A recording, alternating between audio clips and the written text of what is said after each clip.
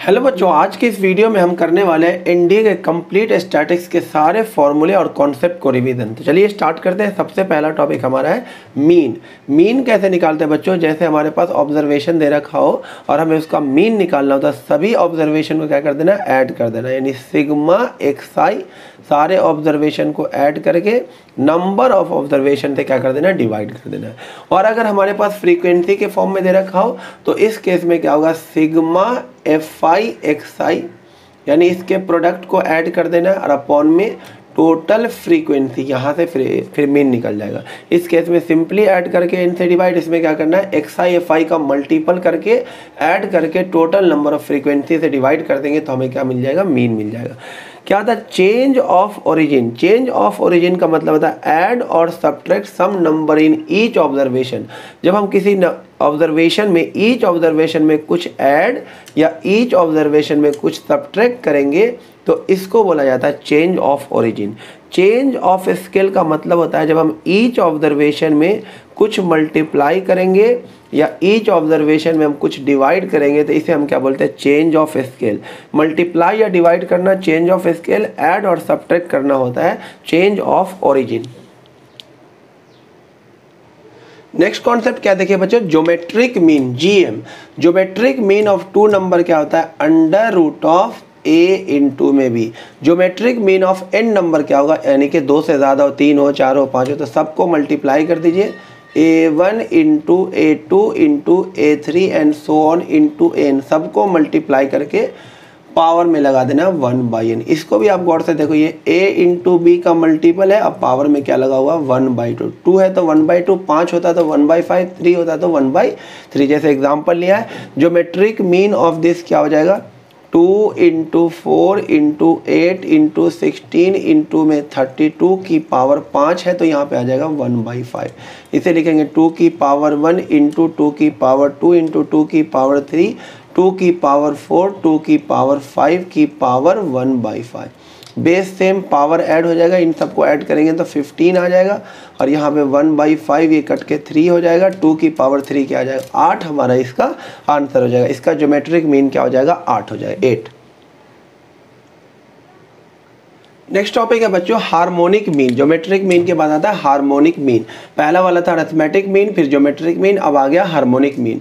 Harmonic mean of N number क्या होता है बच्चों, n अपॉन में 1/x1 plus 1/x2 and so on plus का 1/xn, ये होता है एन नंबर का हार्मोनिक मीन। जैसे एग्जांपल ले लिया तो इसका हार्मोनिक मीन क्या होगा, कितने टर्म है, ये 4 टर्म है तो 4 अपॉन में ये यहाँ पर 6 है, ये 4 अपॉन में 1/1 प्लस 1/1/2 करेंगे तो 2 आ जाएगा, 1/1/3 करेंगे तो ये 3 आ जाएगा, और 1 अपॉन 1/6 करेंगे तो ये 6 आ जाएगा। तो ये क्या आ जाएगा, 4 अपॉन में 3 और 3 चाहिए 12 हो जाएगा। आंसर कितना हो जाएगा, 1/3 आंसर आ जाएगा इसका हार्मोनिक मीन। 9, 10, 2, 12, ये आंसर आ जाएगा 1/3। देखिए बच्चों नेक्स्ट हमारे पास है मीडियन। मीडियन क्या होता है, that value of observation such that observation above it is equal to observation below it, यानी मीडियन मतलब बीच वाला। जैसे इस ऑब्जर्वेशन में देखिए 10 से पहले 3 है और 10 के बाद 3 है तो मीडियन क्या हो जाएगा बच्चों, 10 हो जाए। इस केस में क्या हो जाए, मीडियन 10। बट ऐसे क्वेश्चन एग्जाम में नहीं है, एग्जाम में ऐसे वाले क्वेश्चन आएंगे। तो इस केस में मीडियन कैसे निकालते हैं, आपको एक्स आई दे रखा होगा, एफ आई दे रखा होगा, कॉम्युलेटिव फ्रीक्वेंसी आपको निकालना होगा, जिसको ऐसे निकालना है 5, ये हो जाएगा 11, ये ऐड कर दो ये 14, ये ऐड कर दो ये क्या हो जाएगा 18, ये n आ गया था। अब आपको क्या करना है, n/2 करेंगे तो क्या आएगा, 9 आएगा। तो इससे जस्ट ज़्यादा वाला कॉम्युलेटिव फ्रीक्वेंसी ढूंढना है, तो इसे जस्ट ज़्यादा, तो 9 से जस्ट ज़्यादा कौन है, 11, तो ये आपका हो जाएगा मीडियन क्लास, ये हो जाएगा MC हो जाएगा मीडियन क्लास। अब इसका जो फॉर्मूला होता है मीडियन का वो होता है L प्लस में n/2 minus cumulative frequency upon frequency into में h। ये जो L होगा इसका लोअर लिमिट होगा, यानी L की जगह क्या लिखा जाएगा 5, n/2 तो कितना आ गया 9, माइनस CF जो कॉम्युलेटिव फ्रीक्वेंसी लेंगे वो जस्ट ऊपर वाला लेंगे तो यहाँ पे क्या आ जाएगा 5 लिखा जाएगा, लेकिन जो फ्रीक्वेंसी लेंगे मीडियन क्लास का ही लेंगे यानी कि 6 लेंगे, और इंटू में h इसका गैप ले लेंगे 5, यानी इसको जो भी सॉल्व करके हमारा आंसर आएगा ये क्या आ जाएगा, मीडियन आ जाएगा। अब नेक्स्ट कॉन्सेप्ट है बच्चों मोड। मोड क्या होता है? It is that observation whose frequency is maximum. जैसे हमने एक एग्जांपल ले लिया, यहाँ पे एक्साई दे रखा है और ये उसकी फ्रीक्वेंसी दे रखा है। तो एक्साई में जिसमें 20 जो है वो सबसे ज़्यादा बार आ रहा है, यानी 20 कितने टाइम है? 40 टाइम्स है। तो इस केस में मोड क्या हो जाएगा? 20 हो जाएगा। जो ऑब्जर्वेशन सबसे ज़्यादा बार आ रहा होगा वही क्या कहलाएगा? मोड कहलाएगा। यहाँ पे 5 10 बार आ रहा है, 10 15 बार आ रहा है, 15 20 बार आ रहा है, 20 कितनी बार आ रहा है? 40 टाइम आ रहा है, 40 टाइम आ रहा है। तो मोड भी क्या हो जाएगा? 20। जो सबसे ज़्यादा बार रिपीट हो रहा होगा वो क्या होगा? मोड। नेक्स्ट कॉन्सेप्ट देखिए बच्चों, अगर हमने यहाँ पर चेंज ऑफ स्केल और चेंज ऑफ ओरिजिन किया, यानी हमने ईच ऑब्जर्वेशन में कुछ ऐड किया, यानी हमने चेंज ऑफ ओरिजिन किया, तो ईच ऑब्जर्वेशन में अगर हम कुछ ऐड करेंगे तो मीन मीडियन मोड में भी वही चीज़ क्या हो जाएगा? ऐड हो जाएगा। अगर हम ईच ऑब्जर्वेशन में से कुछ माइनस करेंगे तो मीन मोड मीडियन दोनों में सभी में क्या होगा? वही नंबर क्या हो जाएगा? माइनस हो जाएगा। अगर ईच ऑब्जर्वेशन को हम किसी नंबर के से मल्टीप्लाई करेंगे तो मीन मोड और मीडियन भी क्या होगा? इनटू में क्या आ जाएगा? उसके क्या आ जाएगा। और हम ईच ऑब्जर्वेशन को कोई नंबर से डिवाइड करेंगे तो मीन मीडियन और मोड भी क्या होगा? उसी नंबर से क्या हो जाएगा? डिवाइड हो जाएगा। तो ये है चेंज ऑफ ओरिजिन और चेंज ऑफ स्केल का मीन मीडियन और मोड में क्या फ़र्क पड़ेगा। जो काम ऑब्जर्वेशन के साथ होगा वही काम मीन मीडियन और मोड के साथ भी हो जाएगा। नेक्स्ट देखिए बच्चों, हमारे पास क्या? Combined mean. अगर हमारे पास दो अलग अलग ऑब्जर्वेशन दे रखा हो और दोनों का नंबर ऑफ ऑब्जर्वेशन दे रखा हो, जैसे दो ऑब्जर्वेशन हमारे पास xi है, इसमें नंबर ऑफ टर्म कितना है? n है। दूसरा है yi है, इसमें नंबर ऑफ टर्म क्या है? m है। और इसका मीन हमने x बार मान लिया, इसका मीन हमने मान लिया y बार। अगर हमें इसका कंबाइंड मीन निकालने को बोले तो कंबाइंड मीन का फॉर्मूला होता है बच्चों नंबर ऑफ ऑब्जर्वेशन इंटू में इसका मीन x बार प्लस में नंबर ऑफ ऑब्जर्वेशन यानी m इंटू में इसका मीन यानी y बार अपॉन में m प्लस में n। ये हो जाएगा दोनों ऑब्जर्वेशन का कंबाइंड मीन।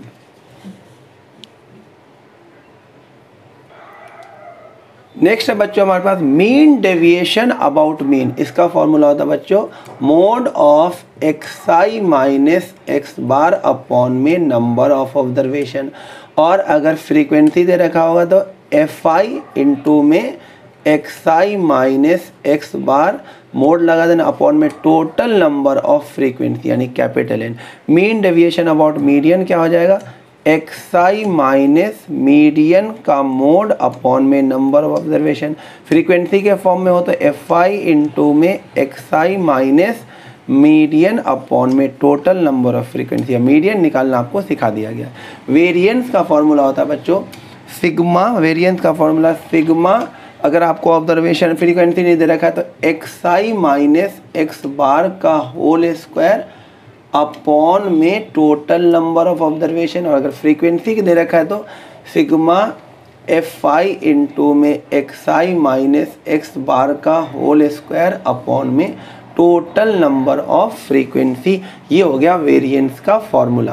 बच्चों अब वेरिएंस को एक शॉर्ट ट्रिक से भी लिख सकते हो सिग्मा xi का स्क्वायर अपॉन में n माइनस x बार का होल स्क्वायर। यहाँ से शॉर्ट ट्रिक से भी आप क्या कर सकते हो? वेरिएंस आसानी से निकाल सकते हो। ये सारे फॉर्मूले आपको लर्न रखने होंगे। देखिए बच्चों नेक्स्ट कॉन्सेप्ट है स्टैंडर्ड डेविएशन। तो स्टैंडर्ड डेविएशन के लिए कुछ नहीं करना, जो आपका वेरिएंस आएगा उसका आपको क्या ले लेना? अंडर रूट लेना। कोफिशिएंट ऑफ वेरिएशन का फॉर्मूला होता है स्टैंडर्ड डेविएशन अपॉन में मीन इंटू में 100। तो ये आ जाएगा कोफिशिएंट ऑफ वेरिएशन। नेक्स्ट है कोरिलेशन कोफिशिएंट। कोरिलेशन कोफिशिएंट से ये पता चलता है कि वेरिएबल x और y में क्या रिलेशन, यानी x के चेंज होने से y कैसे चेंज होगा। अगर कोरिलेशन कोफिशिएंट पॉजिटिव है तो अगर x इंक्रीज होगा, एक वेरिएबल इंक्रीज होगा तो दूसरा वेरिएबल भी क्या होगा? इंक्रीज। एक वेरिएबल डिक्रीज होगा तो दूसरा वेरिएबल भी क्या होगा? डिक्रीज। यानी डायरेक्टली प्रोपोर्शनल जैसा। कोरिलेशन कोफिशिएंट अगर नेगेटिव आया तो x बढ़ेगा तो y क्या होगा? घटेगा, यानी इनवर्सली प्रोपोर्शनल जैसा। और अगर कोरिलेशन कोफिशिएंट 0 है तो x और y एक दूसरे से क्या हो जाएगा? Independent. x does not change, with y. X change नहीं होगा किसके रिस्पेक्ट में, वाई के रिस्पेक्ट में चेंज नहीं, एक्स अगर चेंज होगा तो वाई अपनी जगह पे कांस्टेंट रहेगा।